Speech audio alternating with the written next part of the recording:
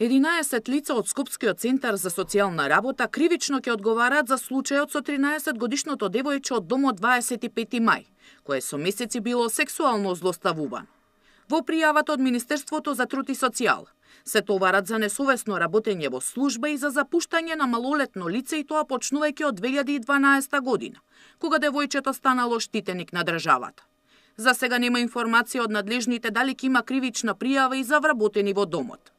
Од меѓаши бараат одговорност од сите инволвирани, кои знаеле за судбината на малолетничката, но не направиле ништо.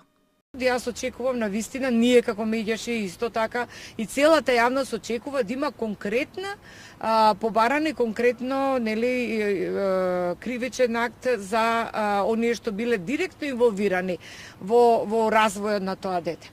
Труд и социјала пријавите ги доставиле до основното јавно обвинителство, кое пак, иако со месеци знаеле за случајот, досега не отвориле истрага бидејќи немале конкретен сторител на кривично дело.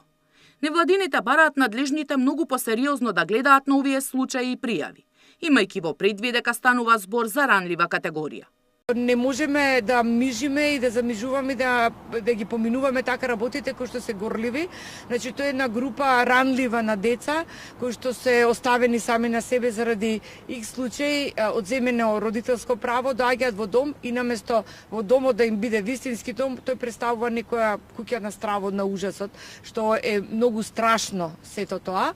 Освен кривичната одговорност, надлежните ќе бараат и дисциплинска постапка за вработени.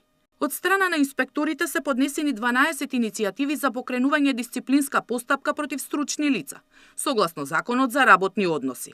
Поведени се и 13 постапки за сторени прекршоци од страна на стручните лица во постапувањето во случајот, согласно Законот за социјална заштита, стои во соопштението од Труд и социјал.